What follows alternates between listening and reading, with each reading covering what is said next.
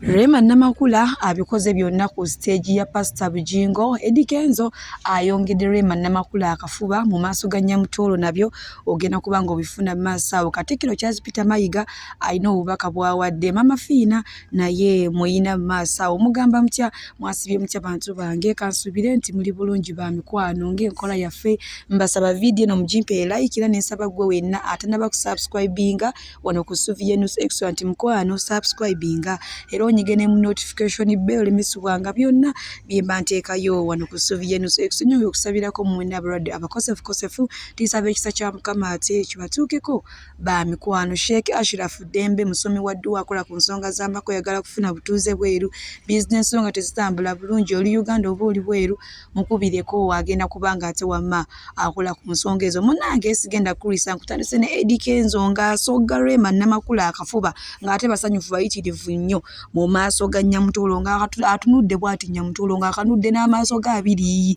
yabalabye nga beewa obufuba. Sookola bakatambi kano nno kayombezza abantu mu Kenzo naye nedda biki n'ebirala nga omanyi abantu bo mukwano baliwo okweyogerera bye baagala.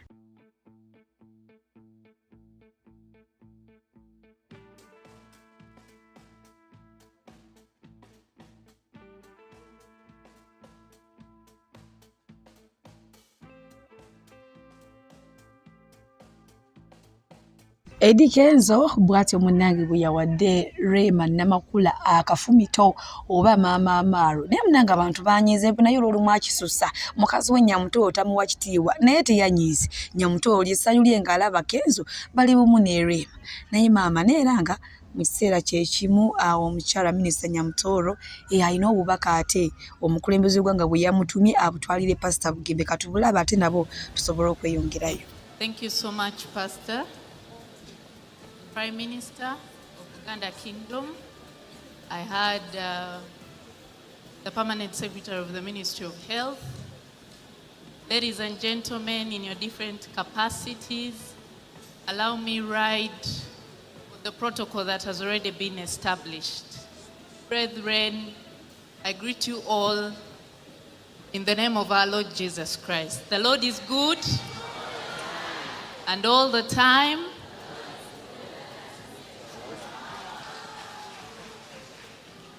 My name is Fiona Nyamutolo.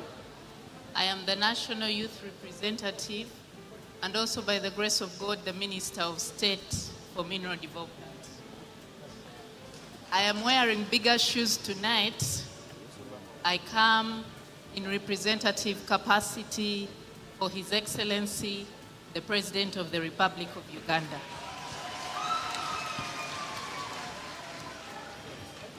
Somebody should tell the senior presidential advisor that it is not good to arrive after the president.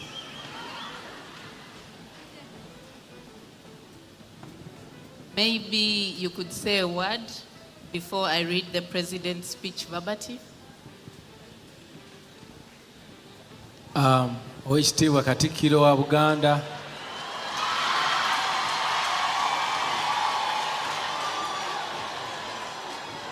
na bonna abakuwerekeddeko bw'otuula wano bw'otudde mu ntebe ya kitaffe ssebo tukwaniriza nnyo webale kujja.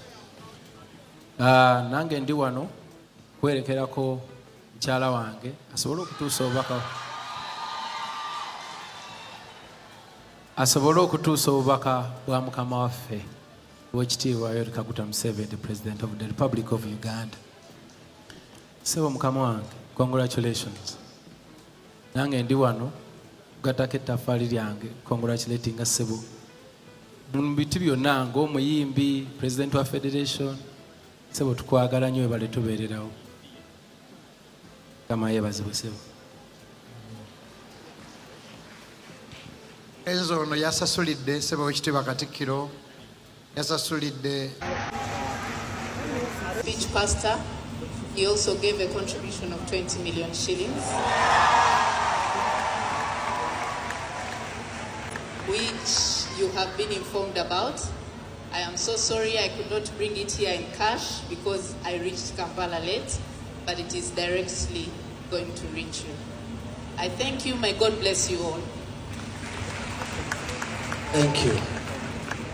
Embaga yo yaddi.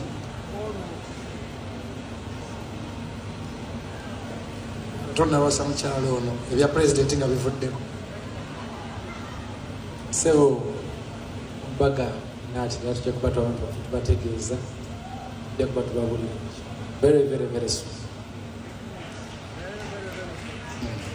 Bwe twali tukimanya Mutoro ono naliko naye wa kamera ya making sure sirabikako mu bifaananyi. I love you and I know Nyamutoro. Where is Agi Kirwabo? Yesimbye weero bonna bano ssebo wekitiibwa bwe bali batandika their career in parliament ono tanafuuka wakabi nnyo nga ne Kenzo ono tanaba tuyingiramu nnyo. Twasabanga nnyo n'abaana bano. It is not a surprise what God has done. I want to congratulate you. Ne Kenzo oyo mugambe nti Yesu ly'ekkubo n'amazima n'obulamu. Kuba oli muki mukyala mulokole sibyo? Sebo. Good. Kenzo. Amina. Allahu Akbar. Kambikomyawo naye Kenzo ono kambikomyawo speech ebadde ya president. Mukama yeebazibwe. Thank you, Honorable. Okay. Honorable Nyamutolo bw'atyo munanga ate we yalabise ku konsati ya Pastor Bugembe era nga omukulembeze w'eggwanga His Excellency Yoweri Kaguta Museveni yabadde amutumye obubaka eri Pastor Bugembe era nga yabawadde miliyoni 20. Oba okiwulidde ekintu ekyo so byagambye nedda nga sinaba kusoma obubaka bwa president kansooka ate munange mpe ono omukulu abimmalira akazindaalo nawayidikeza akazindaalo. Omanyira ave yabadde awo mu maaso ga Pastor Bugembe bano abaana banange beeraga omukwano tibaatidde nakutyamba oba Pastor atulaba naye ng'ate ye maama Rema Namakula ajjukira mu kayimba ka Pastor Bugembe mpangira akawala Rema Namakula Kapere mwalimu awo abawalawala bangi be baali ba video vixen molo oluyima ne munange tebakikumya ku olwo n'olunaku lw'ejjo Pastor Bugembe ng'akuza emyaka 20 bakikoledde ddala bulungi nnyo. Rema Namakula yina nga yeesaza akayinifoomu ng'anyumye bitya yina ng'amola eriiso tweyongere.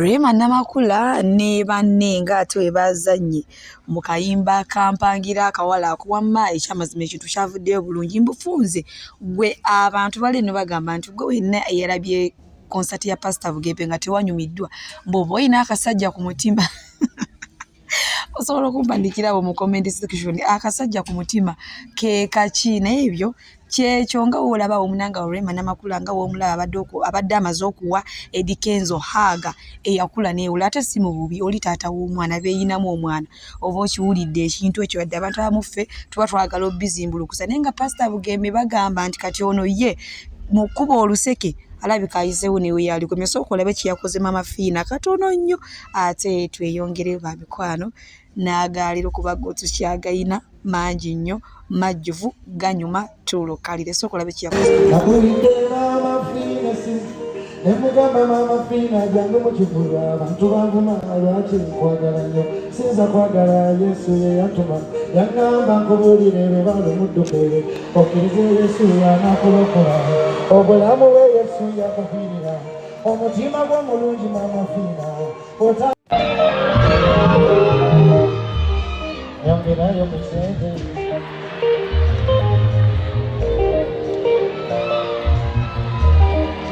yongerayo ku sente.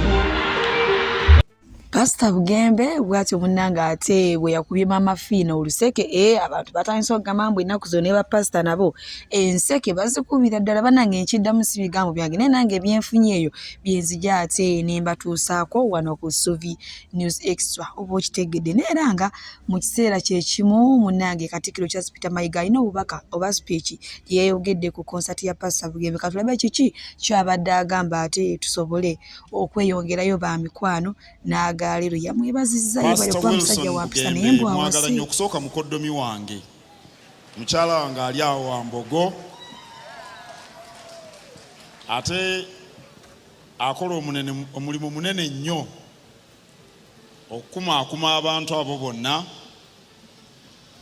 n'okubakwasa ekkuba eddungi namukyalirako ennansana ne tusaba ffenna era ne tusanyuka nnyo kyasinga okwewuunya tulwokuba ffenna tuva Buddu naye nze mune saali munaku naye Katonda atubeera ebbanga lyonna era tumwesiga era nsaba mmwe abalokole mwe n'abali wano musabire nnyo Ssaabasajja Kabaka ate naffe abamukwatizaako naffe mutusabire era nsanyuse nnyo okujja ku konsati eno mpoomeddwa nnyo naye nga bulijjo ennyimba zo naki byonna n'ebyobuwulire ebyo mbigoberera mbyagala omanyi bw'ojja mu konsati ne bwebanga eno ey'abalokole tekyagala kwogera nnyo n'olwekyo kaŋŋende ntuule tuwoomerwe endongo Katonda abakuume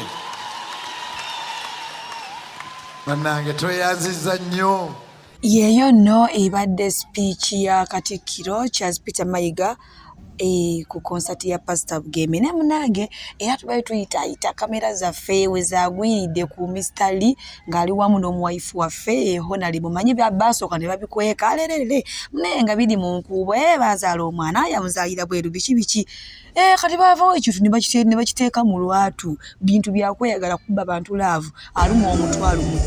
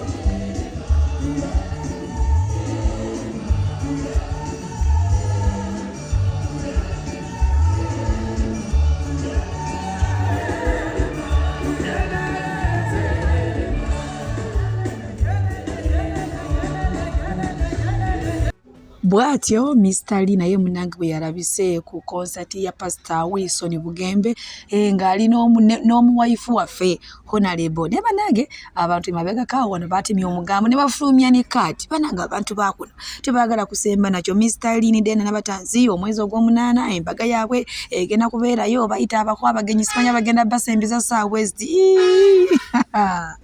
kale mwatoka omugambo anyway nga tubitadde ku bbali ewe ntukubuze butereefu banange enshow ya Pastor Bugembe ekyamazima yanyumira gwoba nga tewanyumiddwa mbiwuliddeyo nange nga babyogera mbobeera mulogo mukale oba uliko ekikyamu nenga muwala wa Moti Coco Must Shine yeyazannyenga Kani manya alina akayimbo kyayimba nti ono omuwala Kani ayagala nsimbi bugagga na bintu birungi bambi kanyumye bintu kabinyumisiza bulungi naye ate kati wano waliwo Kasoko ye yakoze ku mulyango gw'eggulu naye maama gwe ne obanga amwogerako akagambo omulyango gwa Kasoko gw'eggulu oba leeta oguyingira sokola bakatambi maaso wano ate mbale enkongereyo Kasuku anaasoboka ono nga yayimiridde ku mulyango gw'eggulu.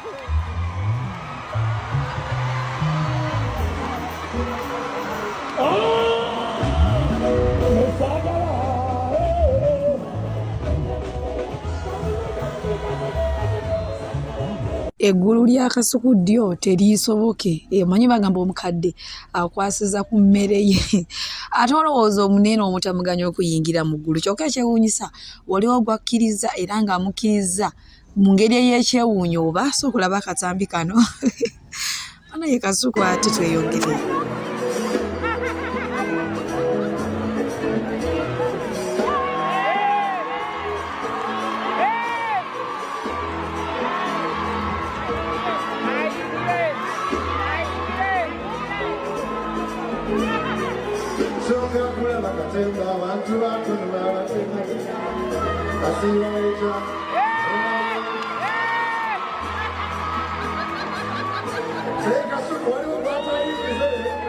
Banange Kasuku ne Katemba kwegamba singa ye yali Katonda.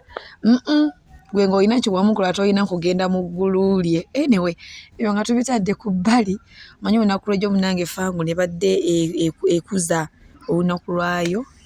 Naye maama ekyabaddeyo kyabadde kika kwegamba abaana bo bambi balazaaliya ne Skin omukwano ogw'ekimmemmette. Abaana bamwaga atalina akayimba kano ke yayimba kakwata nnyo abantu omubabiro. Akapande wasomye Magi ate kali Magi kwegamba ne kakwata nnyo ne kabasanyula nga nyongera obbajjukiza gwe n'ayagala okutambula nange enamba yange ya WhatsApp weeri awo ojja ne twogera oba okitegedde ekintu ekyo. Nina badriver abalungi bakutuusa wonna w'oyagala oba onfuna.